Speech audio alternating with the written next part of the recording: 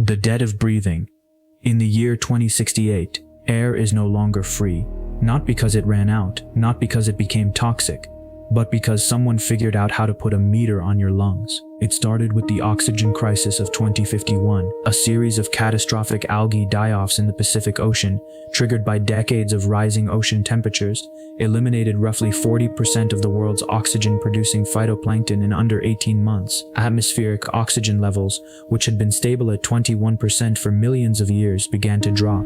Not dramatically, not enough to suffocate anyone, but enough to cause widespread fatigue, altitude sickness at sea level, and a slow, creeping panic that something fundamental about the planet had broken. Governments scrambled. Emergency atmospheric enrichment stations were built in every major city, massive industrial complexes that pumped manufactured oxygen into the surrounding air. The technology worked.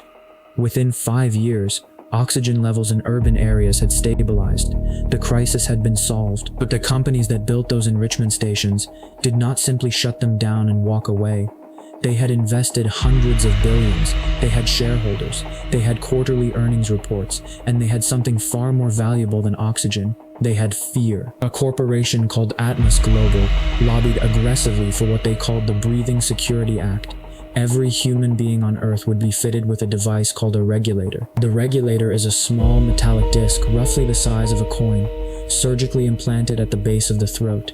It monitors respiratory activity in real time, counting every breath, measuring oxygen intake, and reporting the data to a central network. Each citizen is allocated exactly 14,400 breaths per day. That is 10 breaths per minute for 24 hours. Enough for a sedentary lifestyle, enough to sit at a desk, walk to the store, sleep through the night, but not enough to run, not enough to dance, not enough to panic, or argue, or make love, or do anything that raises your breathing rate above the baseline.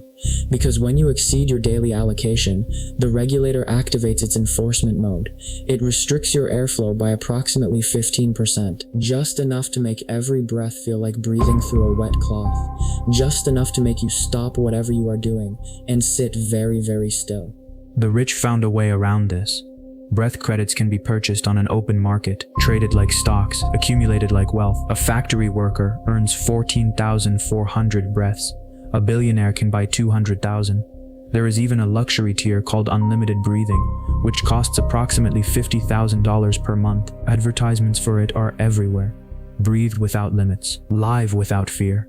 A black market emerged almost immediately. Desperate people sell their future breaths. You can sign a contract that gives up 10% of tomorrow's allocation in exchange for cash today. And then there are the ones who sell their last breaths, terminal patients, the elderly, those who have simply decided they are done. Brokers sit in quiet offices and negotiate with dying people for the rights to their remaining respiratory capacity. It is by every measure an economy built on human suffering, but it is legal and it is enormously profitable. This is the world Davey Marquez lives in.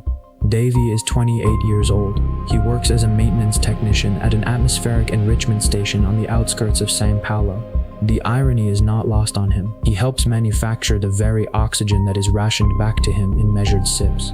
Because his job requires physical exertion, he runs out every single day. By evening, his regulator is in restriction mode, and he walks home with the feeling of a hand pressed gently but firmly over his mouth. One night, working a late shift alone, Davey notices something unusual. A diagnostic panel showing raw atmospheric sensor data for the city. Not the processed data that appears on public dashboards. The raw data. The public dashboard shows oxygen at 18.3%, dangerously low, but the raw sensor data shows 20.9%, nearly the pre-crisis global average. The air outside this building, the air that 8 million people are being told is dangerously thin, is perfectly, completely, breathtakingly normal. Davey scrolls back through the historical data. The raw readings have been at safe levels for over 11 years. The crisis ended more than a decade ago. The air recovered on its own, but the regulators stayed on. The allocations stayed in place. The breath credit market, now a $3 trillion global industry, kept running, and 14 billion regulators kept counting, kept restricting, kept punishing people for the crime of breathing too deeply. He goes to a journalist named Priya. She publishes the data. It goes viral. Protests erupt across 6 continents. Atmos Global stock drops 40% in a single day. For 72 hours, it looks like the system is about to collapse. And then Atmos Global activates something that no one outside the company knew existed. A feature buried deep in the regulator firmware, never disclosed, never documented.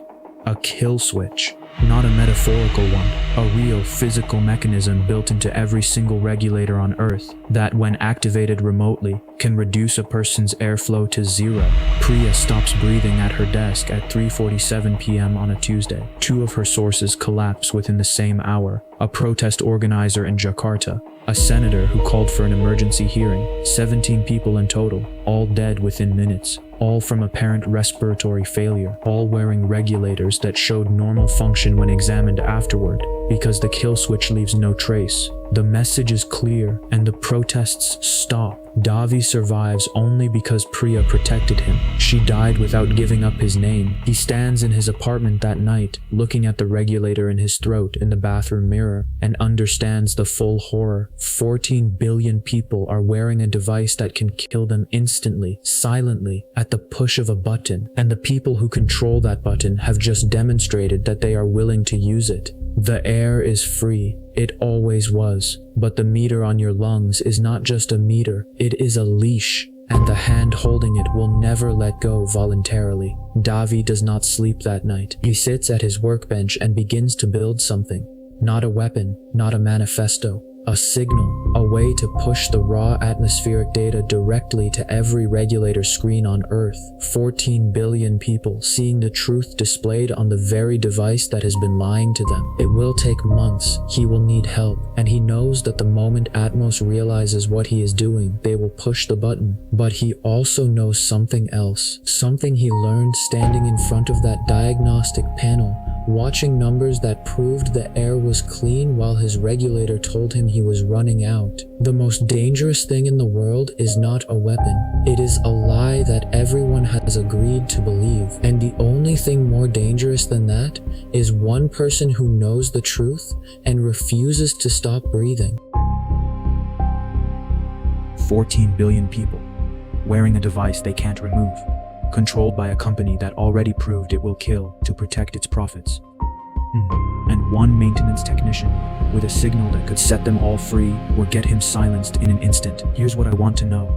If you were Davey, if you had the proof, if you knew the air was clean, but you also knew that the moment they found you, they'd push that button, would you still build that signal? Or would you take your 14,400 breaths a day and stay alive? Tell me in the comments. I genuinely want to know where you draw that line. If you want more stories like this, subscribe. We're just getting started. And if this story made you hold your breath for even a second, leave a like.